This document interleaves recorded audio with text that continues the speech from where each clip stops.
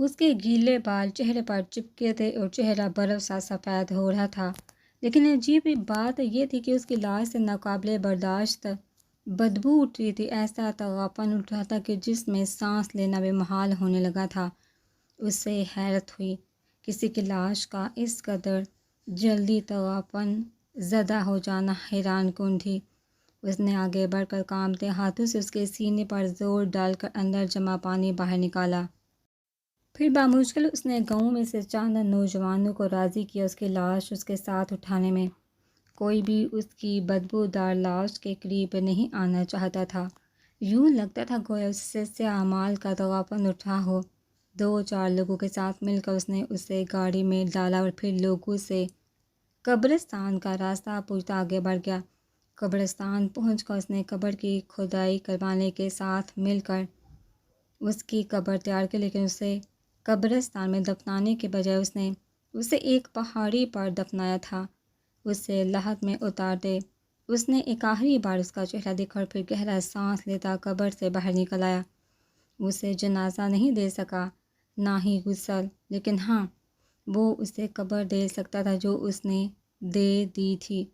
انہوں نے کوئی بھی بے حرمتی کیے بغیر اس کو عزت کے ساتھ قبر میں دفنایا تھا۔ واپسی کے سارے راستے اس کا دل بہت شانت تھا۔ خوشی نہیں تھی، لیکن ایک خاص قسم کا سکون تھا کہ اس نے جو کیا وہ ایک انسان ہونے کی حیثیت سے اسے کرنا ہی چاہیے تھا۔ اس نے انتقام کی جنگ کے آخر تک انسانیت کا دامن ہاتھ سے نہیں چھوڑا تھا۔ ہاں، وہ اس عذاب میں بیڑیا نہیں بنا تھا، وہ انسان ہی رہا تھا۔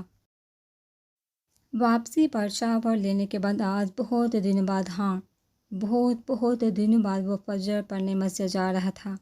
اگرچہ فجر قضا ہو چکی تھی، اگرچہ اسے نماز کی دیر ہو گئی تھی، لیکن آج وہ نماز پڑھنا چاہتا تھا۔ آج وہ واقعی نماز پڑھنا چاہتا تھا، جو کہ سر اور ہر بوجھ سے آزاد دل کے ساتھ مسجد میں داخل ہوتے ولی احمد نے ایک بار پھر اپنی کھوئی ہوئی نماز پا لی تھی۔ دوسری جانب تاریکیوں میں ڈوبی حسین احمد کی حویلی میں نگار اب تک دروازے پر جمی تھی، اور حسین وہ بے حس و حرکت چھت کو سرخ آنکھوں سے تکتا خون کے آنسو رو رہا تھا۔ ایسے آنسو جو دکھائی نہیں دیتے تھے، مگر ان کی اذیت اور تکلیف سب تکلیفوں اور اذیتوں سے زیادہ کڑی اور دل چیرنے والی ہوتی تھی۔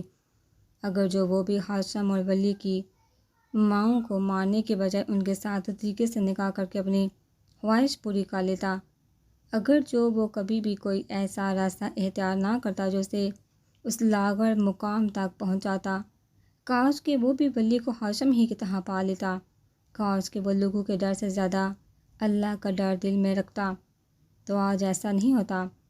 اس نے ہاشم کو نگار کی گود میں لا کر اس لیے ڈال دیا تھا کیونکہ پہلے وہ بہت گھبرا گیا تھا، وہ اس ناجائز بچے سے ڈر گیا تھا، لیکن جب ولی پیدا ہوا تو حسین اپنے گناہوں پر بہت شیر ہو چکا تھا۔ اسے ابھی کسی کا بھی ڈر نہیں تھا، اور نہ اسے مزید کسی بچے کو پالنے میں دلچسپی تھی۔ اس کی صحت کے لیے ایک ہاشم ہی کافی تھا، جو کہ آج اس وقت اسے چھوڑ کر چلا گیا تھا۔ اس کی سرخ پڑتی آنکھوں سے ایک آنسو پھسل کر اس کے سفید بالوں سے چمکتے کان پٹی میں جذب ہوا تھا۔ کاش کہ وہ اٹھ سکتا، بس ایک بار وہ اس بستر سے اٹھنا چاہتا تھا، بس ایک دفعہ کی مہلت درکار تھی اسے۔ وہ ایک بار ولی سے ہاتھ جوڑ کر معافی مانگنا چاہتا تھا، وہ ایک بار اسے کہنا چاہتا تھا کہ وہ اسے اس گہرے ہر پل رگوں میں سریت کرتے احساس گناہ سے نجات دلا دے۔ وہ بس ایک بار اس کے سامنے اپنے کیے کی تلافی کرنا چاہتا تھا، اگر جو وہ بس ایک بار اٹھ جائے۔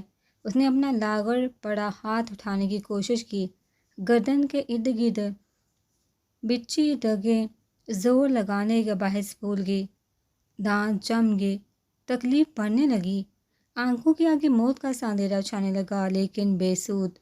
اس سے ہاتھ اٹھانا تو دور کی بات، ایک انگلی بھی ہلائی نہیں جا رہی تھی۔ تیز تیز سانسیں لیتا وجود پہلے سے بھی زیادہ کمزوری محسوس کرنے لگا تھا۔ اگر جو وہ ایک دفعہ بھی اپنے کیے پر غور کر لیتا تو آج یہ سب نہیں ہوتا، لیکن اب سب ہو گیا تھا، اب سب ختم ہو گیا تھا۔ اس نے بگڑے زاویے والے چہرے پر بہتے آنسو کو بہنے دیا، کیونکہ وہ ان آنسو کو صاف کرنے پر اب قادر نہیں تھا، اب ان کو صاف کرنے پر کبھی بھی قادر نہیں ہو سکتا تھا۔ اگلے ہی دن اسے قبر کھودنے والے کی عجیب سی کال موصول ہوئی تھی۔ وہ کہہ رہا تھا کہ ہاشم جسے اس نے اپنے ہاتھوں سے دفنایا تھا وہ اب دوبارہ قبر سے باہر پڑا تھا، یوں لگتا تھا جیسے کسی نے اسے قبر سے باہر نکالا ہو۔ اس نے نا سمجھی سے آبرو سکڑے اور ایک بار پھر اس آدمی سے قبر کھود کا ہاشم کو اس میں دفنانے کے لیے کہا. پھر دوبارہ مصول ہوئی کال پر اس کا سارا جسم سنسنا اٹھا تھا. صاحب جی، مجھے لگتا ہے اسے زمین قبول نہیں کر رہی. اور اس بات پر ولی کی پیشانی کا ہر بل ڈھیلا ہو گیا تھا. نگاہیں ساکت ہو گئی تو سانس تک رک گیا تھا. ہاشم کو زمین قبول نہیں کر رہی تھی.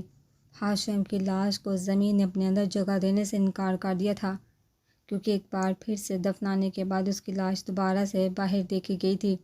اسے سارے دن میں سن رہا تھا. اچھا تو ایسا ہوتا ہے بددعاؤں کا پلٹانا، یا اللہ.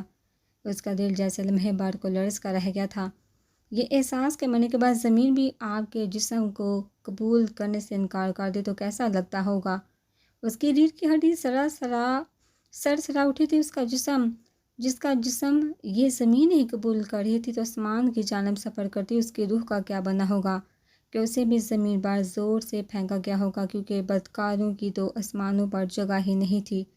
اسے ایک بات اس دن بہت اچھے سے سمجھ آ گئی تھی کہ انسانوں کو خود سے انتقام اور بدلے کے فیصلے کرنے کی ضرورت نہیں پڑتی. یہ تو ظالم انسان کے اعمال ہی طے کر دیتے ہیں کہ آگے جا کر اس کا کیا بننے والا ہے. ہاں، اسے کسی بھی قسم کے انتقام کے چکر میں پڑنے کی ضرورت ہی نہیں تھی. اس کا کام ہی نہیں تھا. اس کا کام تو بس اتنا رہ گیا تھا کہ وہ بس خاموشی سے کھڑا ان کو تباہ ہوتے دیکھتا رہتا. کرتارپور والوں نے ہاشم کو گولیوں سے چھلنی کر دیا تھا اور حسین کو محسن ایسی حالت میں پہنچا دیا تھا. کیا کہیں اس کے کچھ کرنے کی گنجائش باقی رہ گئی تھی. اس کی گردن میں گلٹی ابھر کر معدوم ہوئی تھی. زندگی میں پہلی بار اسے اوپر والے سے کوئی شکوہ نہیں رہا تھا. جس نے اس پر ظلم کیا تھا وہ سب آج اپنے انجام کو پہنچ گئے تھے. اسے کسی کو بھی جہنم واصل کرنے کی ضرورت نہیں تھی، کیونکہ جہنم واصل کرنے کے لیے تو ان کے اپنے اعمال ہی کافی تھے. اور ہاں، اعمال جو بہت سی زندگیوں کی بربادی کے ذمہ دار تھے. حویلی سے اپنا سمیٹ کر نکلتے اس نے ایک دفعہ بھی پلٹ کر اس حویلی کو نہیں دیکھا تھا، کیونکہ وہ جانتا تھا کہ اگر اس نے اس حویلی کو پلٹ کر دیکھا تو وہ پتھر کا ہو جائے گا مگر اپنی جگہ سے ہل نہیں پائے گا. اس حویلی سے بہت دور جاتے اس نے اپنی محبت کو ایک ہی رات پہلے خدا حافظ کہہ دیا تھا. اس کی چلچلاتی دھوپ جیسی زندگی میں ٹھنڈی پھوار جیسی محبت، اس کی زندگی کی بہت آسانی، اس کی آتی جاتی سانسوں کو معطل کر دینے والی محبت، ایک ایسی چاہت جس نے اسے گرم تھپڑوں جیسی زندگی میں نرم بہتی ہوا کا احساس دلایا تھا، جس نے اسے یہ بتایا تھا کہ اسے سب میں اس کا کوئی قصور نہیں. وہ اسے رلانا نہیں چاہتا تھا، وہ اسے رلا کر نہیں جانا چاہتا تھا، لیکن وہ کیا کرتا. وہ رونے پر میسر تھی اور ولی اس نے اندھیرے میں اس کی جانب بڑھتے اپنے ہاتھ کی مٹھی بھینچ کر ڈانٹا تھا. اس کے آنسو صاف کرنا چاہتا تھا. بس ایک دفعہ وہ اس کے آنسو اپنے پوروں پر سمیٹنا چاہتا تھا. ہاں، بس ایک بار، لیکن کیا یہ ٹھیک تھا اسے اس طرح سے چھونا؟ اگلے ہی لمحے اس کا بڑھتا ہاتھ مٹھی میں بند ہو کر نیچے گر چکا تھا. پھر اس نے اپنا رومال جیب سے نکال کر اس کی جانب بڑھایا. اسے لگا وہ اس کا رومال اس کے منہ پر مار کر چلی جائے گی، لیکن اس نے بغیر کسی پس و پیش کے خاموشی سے رومال لے کر آنسو پونچھ لیے تھے. اپنی گاڑی کو پوری رفتار سے دوڑاتے وہ بامشکل اپنی بہتی سانسوں کو زہریلا ہونے سے روکے ہوئے تھا. جب سے گلابی پھٹی آنکھیں بے حد سپاٹ ہو رہی تو جسم تو جیسے برف کا کوئی گلیشیئر بن گیا تھا. لیکن یہ اس کا ان کچی سڑکوں پر آخری سفر تھا. وہ جانتا تھا بس کچھ پل کی اذیت، بس چند لمحوں کا عذاب.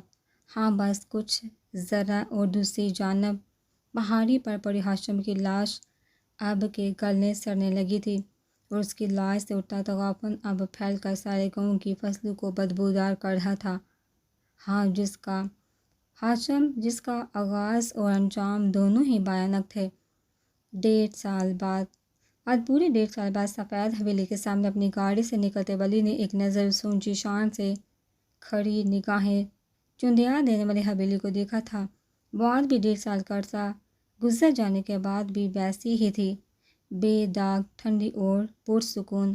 گہرا سانس لے کر اس نے قدم اندر کی جانب بڑھائے. وہ یہاں نہیں آنا چاہتا تھا. انہیں یہاں کبھی نہ پلٹنے کا تہیہ کر رکھا تھا، لیکن پھر بھی آج نہ جانے کس احساس کے تحت مجبور ہو کر وہ یہاں چلا آیا تھا. بس ایک بار سردار بابا بی جان اور اندر بڑھتے ولی نے دل میں ابلتی خواہش پر سر جھٹکا تھا. سفید لباس ادا کر اس کا اونچا سراپات بھی اتنا ہی خوبصورت اور سحر انگیز تھا. پہلے سے زیادہ سنجیدہ اور خاموش، بڑھتی ٹھنڈ کے پیش نظر گردن کے گرد لپٹی شعلہ بھی ویسے ہی تھی۔ یوں لگتا تھا کہ جیسے وہ یہاں سے گیا ہی نہ ہو، بس ابھی ابھی ڈیرے سے پلٹا ہو۔ قدور سا داخلی دروازہ پار کرتے ہوئے اس کی نگاہ چوکی دار پر پڑی۔ وہ بے یقینی سے اسے دیکھتا اپنی جگہ سے اٹھ کھڑا ہوا تھا۔ ولی مسکرا کر آگے بڑھا، چوکیدار بھاگ کر اسے لپٹ گیا۔ ساتھ ساتھ وہ شاید رو بھی رہا تھا۔ اس نے مسکرا کر اسے حوصلہ کیا، پھر گردن ذرا جھکا کر اس کی بری نم سی آنکھوں کو دیکھا۔ آپ صاحب، آپ کہاں چلے گئے تھے؟ آپ کے جانے کے بعد اس حویلی میں کچھ بھی ٹھیک نہیں ہوا۔ آپ کو یہاں سے نہیں جانا چاہیے تھا صاحب، آپ نے غلطی کی یہاں سے جا کر۔ اپنے آنسو لرزی منگلی سے صاف کرتا برسوں پرانا چوکیدار زاروں قطاروں پڑا تھا۔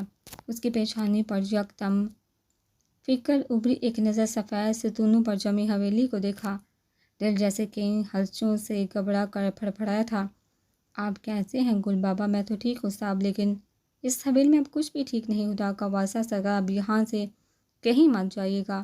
اس نے بامشکل مسکرا کر ان کی پیٹھ تھپکی اور پھر تیزی سے آگے بڑھا۔ دل دھڑک رہا تھا اور سانسیں اب شاید کسی بوجھ کی وجہ سے مشکل سے چل رہی تھی۔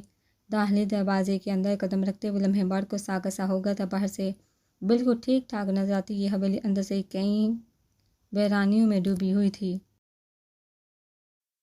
اس نے چہرہ گھما کر در دیوار سے ٹپکتی وحشت کو دیکھا اور پھر بند ہوتے دل کے ساتھ آگے بڑھا۔ اتنی خاموشی، ایسی گہری خاموشی تو اس حویلی کا حصہ کبھی نہیں تھی۔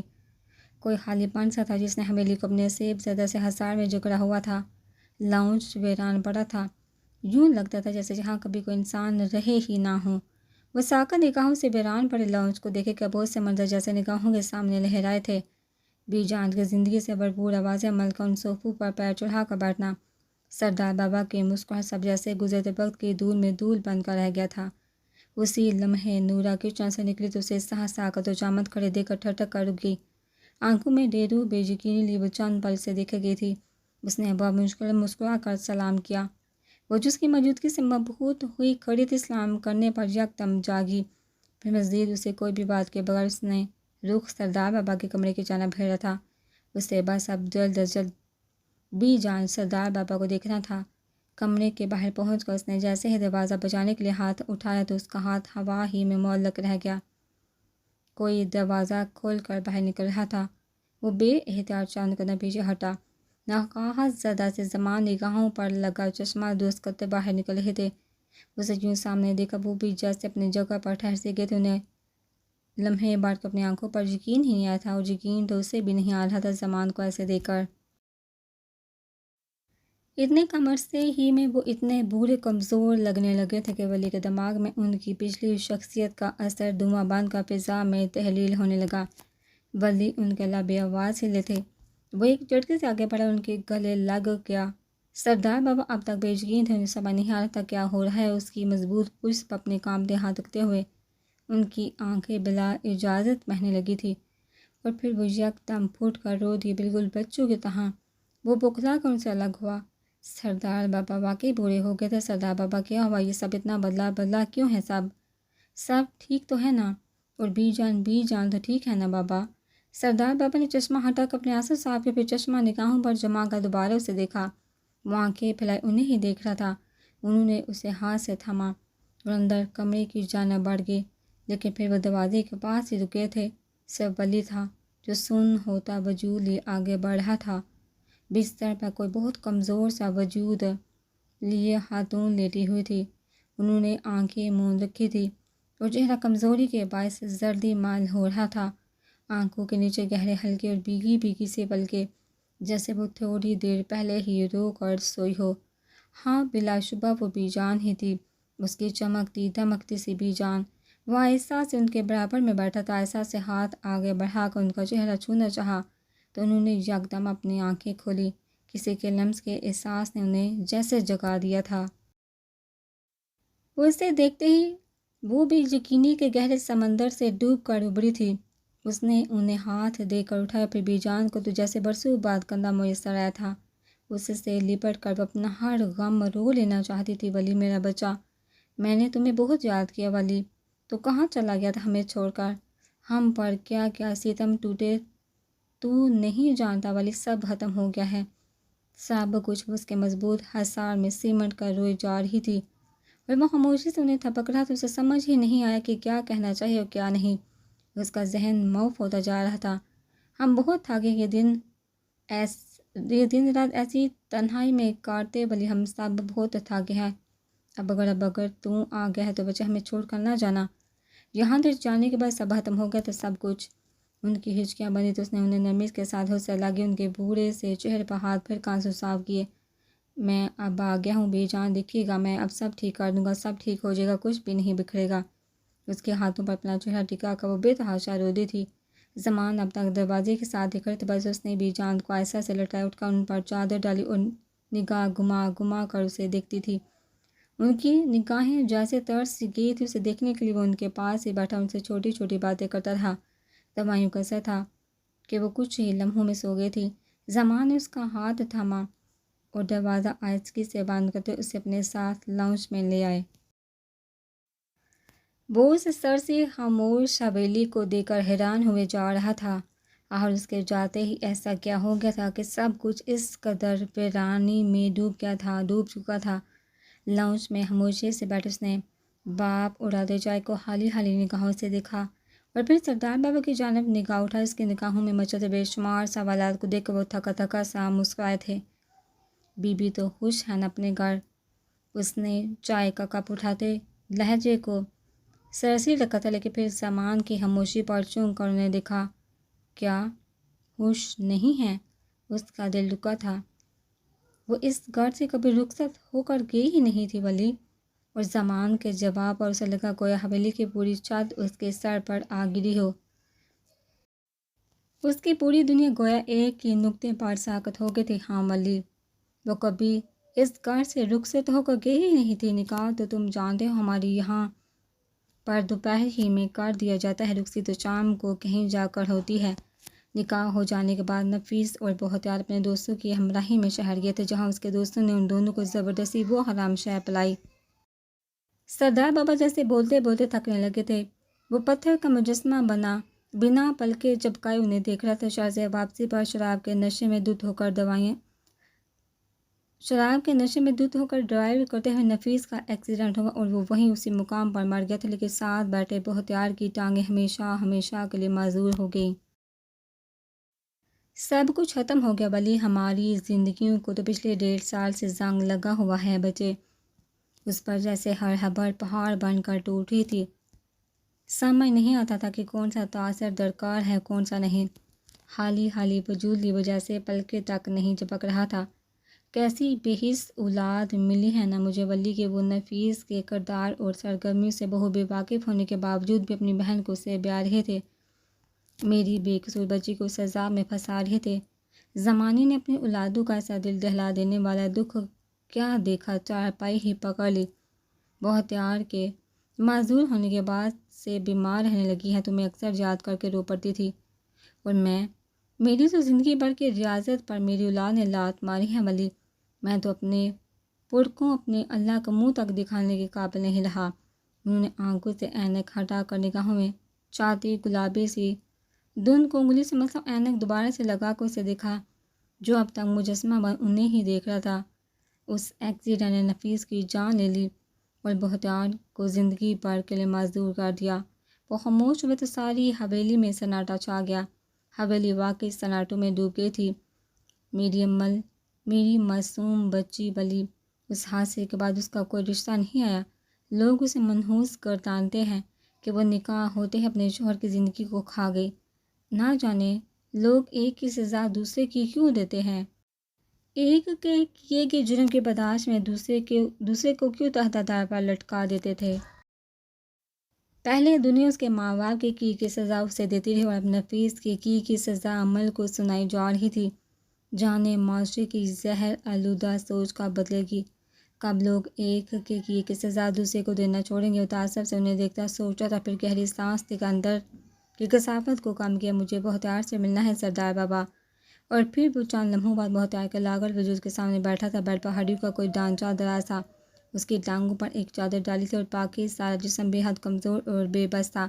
تم آ گئے ولی اس کی تھکی سی آواز اس کے سماعت سے ٹکرائی تھی۔ تم اور کہیں مت جانا ولی، اس حویلی کو چھوڑ کر اب تم کہیں مت جانا، اس حویلی کو تمہاری ضرورت ہے ولی، ہماری بدعمالیاں اس حویلی کی برکت کو کھا گئی، ہم اسی زوم میں رہے ساری زندگی کہ ہم حلال ہیں تو ہر حرام کام ہمارے لیے حلال کی حیثیت رکھتا ہے، لیکن ولی، اس کی آنکھ سے آنسو پھسل کر کرن پٹی میں جذب ہوا تھا۔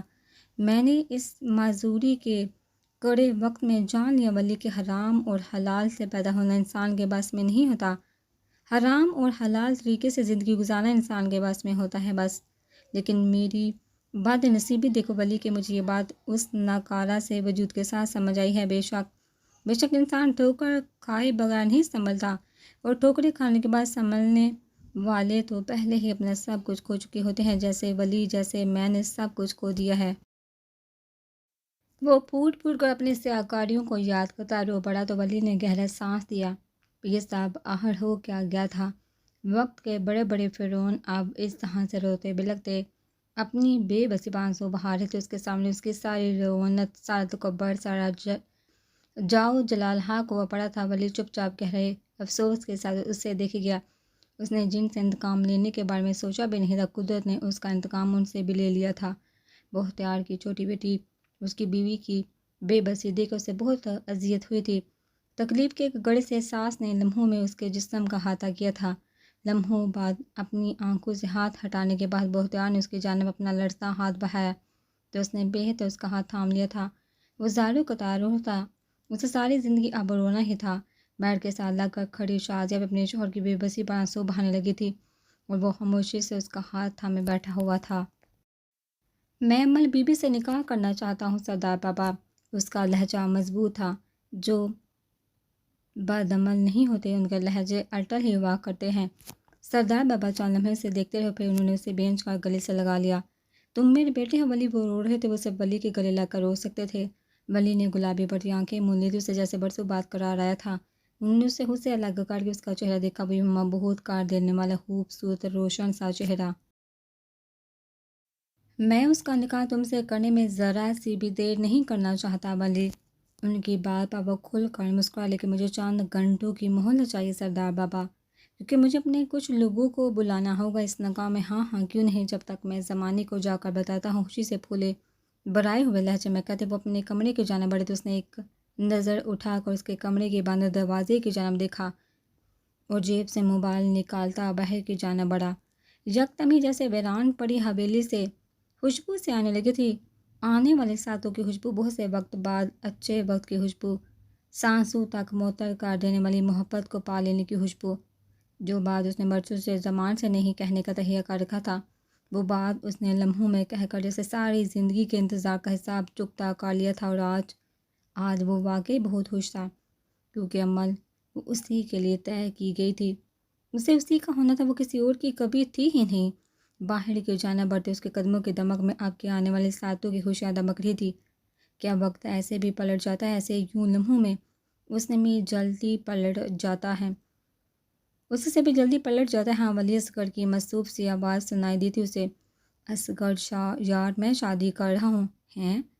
شادی کے لیے ایک عدد لڑکی کی بھی ضرورت ہوتی ہے محترم، وہ کہاں سے لاؤ گی؟ وہ اسی وقت ورک آؤٹ کر کے فارغ ہوا تو اپنی گردن بایا پسینہ تولیے سے صاف کرتا پانی کی بوتل منہ کو لگا گیا تھا۔ لڑکی ہے، میں امل بی بی سے شادی کر رہا ہوں۔ دوسری جانب اصغر کو زوردار کھانسی آئی تھی، اس کے منہ سے سارا پانی کسی فوارے کی صورت ابل کر بہہ نکلا تھا۔ کیا کہا؟ اس نے بوتل ٹیبل پر رکھ کر بے یقینی سے فون کان سے ہٹا کر دیکھا، اسے لگا جیسے ولی کا دماغ چل گیا ہے۔ سچ میں آج شام ہے نکاح؟ دوسری جانب ولی جیسے مسکرایا تھا۔ ایک منٹ مجھے سمجھاؤ، کیا کہہ رہے تھے تم؟ اصغر میں کہہ رہا ہوں میرا نکاح ہے آج شام، تم جلدی سے سفید حویلی پہنچے، اور ہاں حسن سار کو بھی میں خود بتا دوں گا، تم مت بتانا۔ اب اس سالے ٹھہر تو صحیح، لیکن ولی فون رکھ چکا تھا، وہ جلدی سے اپنے کمرے کی جانب آگا، اسے ابھی اپنا کرتا بستری کرنا تھا۔ دان پیستا وہ اٹلت میں اپنی وارڈروب کھولے، اب وہ کرتا تلاش کر رہا تھا، اور ایک تو اس کی وارڈروب جس میں ہمیشہ زلزلہ ہی آیا رہتا تھا، دوسری جانب اپنے آفس میں بیٹھے حسن صاحب سامنے براجمان کسی دیر عمر سے وکیل سے کیس ڈسکس کر رہے تھے۔ یکدم فون بجنے پر اس طرف متوجہ ہوا، ایسی میٹنگ کے دوران وہ فون نہیں اٹھایا کرتے تھے، مگر ولی کی کال کو نظر انداز کرنا انہیں آتا ہی نہیں تھا۔ ہاں ولی کہو۔ اگلی بات سن کر وہ سیدھے ہو بیٹھے۔ اچھا، وہ کب تک کہنے کا آج ہم چلو بس ٹھیک ہے میں پہنچتا ہوں۔ فون کان سے ہٹا کر مسکراتے ہوئے وہ کوئی نمبر ڈال کر رہے تھے۔ انہیں جیسے ہی کہ بھول گیا تھا کہ کوئی باکر صاحب بھی ان کے سامنے بیٹھے ہیں۔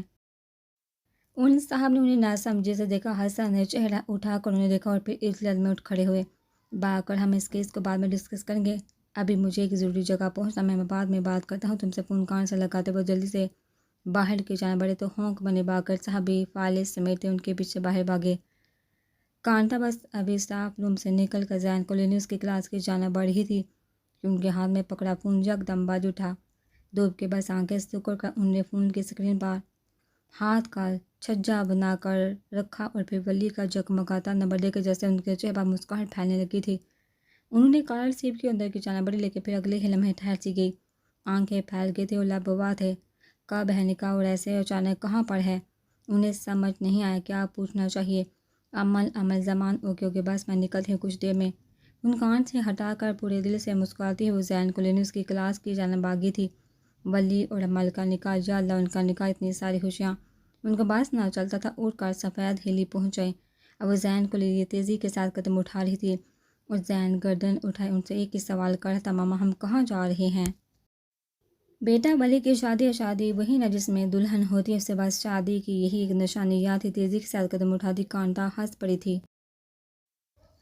محسن جو اپنے کیبن سے بریک ٹائم میں کافی پینے نکلا تھا، بلتا فون جیب سے نکال کر اب چلتے ہوئے ساتھ ساتھ کافی کے گھونٹ بھی بھر لیتا تھا۔ جی ولی سر انداز کی لاپرواہی جیسے پل میں سمٹی تھی۔ کافی اس کی بے وقت کی کال پر ہاتھ سے چھوٹ کر گرتے بچے شادی لے کے یہ کس طرح کا انویٹیشن ہے؟ کافی چل کر ایک ٹیبل پر رکھتے کافی چک کر ایک ٹیبل پر رکھتے اب وہ پوری طرح سے فون کی جانب متوجہ تھا، لیکن اگلے لمحے اسے بھی کافی اٹھا کر بھاگنا پڑا کیونکہ ولی کا نکاح تو 2 گھنٹوں بعد ہی۔ تو اس نے مسکرا کر ایک آخری فون کال ملاتے ہوئے دور سبزہ زار کو دیکھا تھا۔ جاسم جو اسی وقت سرجری روم سے ایک طویل اور تھکا دینے والی سرجری کر کے نکلا تھا اور آفس میں بجتا فون دے کر گلوز اتارتا ادھر پلٹا۔ ہاں ولی اس نے جھک کر ایک فائل بھی اٹھا لی تھی۔ کیا کب؟ لیکن اتنا جلدی؟ اچھا میری بات تو مگر ازل کا خرسا انسان اسے مزے سے دعوت دے کر فون رکھ چکا تو اس نے غصے سے فون کو گرا اپنا کوٹ اتار کر ہاتھ میں لیتا باہر کی جانا بڑھا۔ یہ ولی اور اصغر دونوں کسی دن ایسی ناگہانی خبریں دینے پر مار کھائیں گے۔ اسے کار کا دروازہ کھول کر اندر بیٹھے اب وہ گاڑی گھر کے جانا موڑ رہا تھا۔ وہ بلا شبہ سب کا ورکنگ ڈے تھا جسے ولی احمد اچھی طرح سے برباد کر چکا تھا، لیکن اسے پھر بھی پتہ تھا کہ وہ سب ضرور آئیں گے اس کی خوشیاں دیکھنے تو ضرور ہی۔ مسکرا کر سر جھٹکتے اب وہ اندر بڑھا تو اس کے انداز کا ازلی سا بیزار پر سپاٹ سا تھا جیسے تھوڑے سے عرصے میں سبزہ زار کی فضا میں تحلیل ہو کر گم ہو چکا تھا۔ اس بار جو ولی تھا وہ مسکرا رہا تھا، وہ جو مسکرانے والی کسی بات پر بھی نہیں مسکرایا کرتا تھا، اب اس طرح مسکرا رہا تھا بغیر کسی بات اور بغیر کسی وجہ کے۔ عمل نے ٹھنڈی پڑتی ظہر میں نماز ادا کی اور خاموشی سے جائے نماز پر بنے پھول بوٹوں کو دیکھتے گی۔ وہیں جائے نماز پر نماز پڑھ کر بیٹھے رہنے کی عادت اس کی شاہد رنگ آنکھیں خاموشی کے زیر اثر لگتی تھی اور وجود پر جمع ٹھہراؤ جیسے اس نے سالوں کی طویل محنت سے حاصل کیا تھا۔ ہلکے گلابی سے رنگ کی قمیض شلوار میں ملبوس اس کا دمکتا سا روپ آج بھی اتنا ہی حسین تھا جتنا 1.5 سال پہلے تھا۔ وہی کون سا وجود، منموہنی سی صورت اور سنہری پلکوں کی باڑ سے سجی آنکھیں۔ اس نے دعا کے لیے ہاتھ اٹھائے، پھر نہ چاہتے ہوئے بھی سب سے آخر میں ولی کے دعا کرتی جائے نماز سمیٹ کر اٹھ کھڑی ہوئی۔ پچھلے 1.5 سال میں اس کا جتنا وقت اپنے کمرے میں گزرا تھا اتنا وقت تو شاید ہی اس نے کہیں گزارا ہو۔ اپنے ہلکے نم بالوں کو دوپٹے سے آزاد کرتے ہوئے اس نے سوکھ کر ریشم ہوتے بالوں میں برش پہ رکھ لیا۔ میں اس کے کمرے کا دروازہ بجا تو وہ چونک کر بیٹھی سامنے دروازہ کھولے کھڑی تھی۔ اسے ایسے دیکھ کر وہ خوشگوار سی حیرت سے پلٹی۔ سامنے یوں ایسے اچانک؟ سب حیرت تو ہے نا؟ اسے اتنی حیرت نہیں ہوتی اگر جو وہ اسے صرف 2 دن پہلے ہی مل کر نہ گئی ہوتی۔ سامعہ تیزی سے آگے بڑھی، اسے گلے سے لگا لیا۔ عمل نہ سمجھی سے مسکرائی، مبارک ہو۔ اسے دونوں کندھوں سے تھام کر سامعہ نم آنکھوں کے ساتھ کہا تو اس نے اب کے واضح نہ سمجھی سے اسے دیکھا۔ کیا ہوا ہے سامعہ؟ اور مبارکباد کس بات کی؟ سامعہ نے اسے ایک بار پھر زور سے گلے لگایا، اپنا پرس چادر وغیرہ آگے بڑھ کر اس کے بر پر رکھا اور اب تک اسے نہ سمجھی بڑی نظروں سے دیکھ رہی۔ تم ولی سے کتنی محبت کرتی ہو عمل؟ اس نے ایک دم ایسا سوال کیا تو عمل نے حیرت سے اسے دیکھا۔ یہ کس طرح کا سوال ہے سمی؟ تم بتاؤ نا کتنا چاہتی ہو اسے؟ میں نے کب کہا کہ میں اسے چاہتی ہوں؟ میں نفرت کرتی ہوں اسے، اس نے خلوص سے کہہ کر تیزی سے رخ موڑا تو سامعہ شرارت سے لب دبا کر اس کی جانب بڑھی۔ سچ میں کتنی نفرت کرتی ہو اس سے؟ اس کے پیچھے سے چہرہ ذرا نکال کر معصومیت سے پوچھا تو میں نے دانت پیس کر اسے دیکھا۔ بہت بہت نفرت کرتی ہوں میں اسے، بہت زیادہ، بہت سے بھی زیادہ۔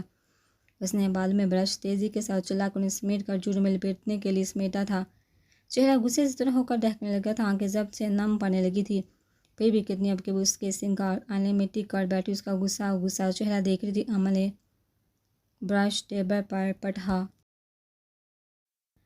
میں اسے حد درجہ نفرت کرتی ہوں، حد سے بھی زیادہ، ہر حد سے زیادہ۔ اچھا، سامعہ نے سمجھ کر گردن ہلائی۔ امل اب بالوں کو تیزی سے بل دیتی جوڑا بنا رہی تھی۔ اور اگر میں یہ کہوں کہ ولی احمد مر جائے تو تم کیا کرو گی؟ انتہائی معصومیت سے سوال کیا تو مل کے چلتے ہاتھ یکدم ساکت ہو گئے۔ تڑپ کر شہد رنگ آنکھیں اٹھائی سامعہ، اسے جیسے اندر تک تکلیف ہوئی تھی۔ لمحوں میں دل کئی گہرائیوں میں ڈوب کر بڑا تھا۔ یہ حال ہی جان لیوا تھا کہ اگر اسے کچھ ہو گیا تو اس کے آگے تو سوچنا بھی اس نے خود پر حرام کر رکھا تھا۔ یکدم اسے باہر سے شور کی آواز سنائی دی تو اس نے سامعہ کو ناسمجھی سے دیکھا۔ سامعہ مسکرا رہی تھی جیسے سب جانتی ہو نیچے کیا کوئی آیا ہوا ہے۔ بالوں کو جوڑے میں لپیٹ کر اس نے اس سے ایک بار پھر پوچھا تو سامعہ نے کندھے جھکائے۔ اس پر ایک دفعہ ہوٹوں والی نگاہ ڈال کر اس نے کمرے کا دروازہ کھولا تو برتا شانوں پر پھیلاتی باہر نکلی، لیکن اگلے ہی لمحے جیسے ٹھنڈے سفید ماربل پر رکھے اس کے قدم برف ہو گئے تھے۔ سفید شلوار قمیض میں ملبوس بلا شبہ وہ وہی تھا، وہی جو اپنے ارتکاز ہی سے لوگوں کی سانسیں مسحر کا لینے کا فن رکھتا تھا۔ ہاں، وہ وہی تو تھا جسے دیکھنے کے لیے اس نے ہر روز خاموش دعا مانگی تھی، بس اسے ایک بار دیکھنے کے لیے۔ اور اب وہ لاؤنج میں کھڑا سردار بابا کے گلے لگ رہا تھا، ساتھ ہی بہتیار بھی ویل چیئر پر بیٹھا اسے آسودگی سے دیکھتا۔ وہ اس کی کسی بات پر مسکرا رہا تھا۔ اس کی بی جان جو اپنے بستر سے لمحہ بھر کے لیے بھی نہیں اٹھ سکتی تھی۔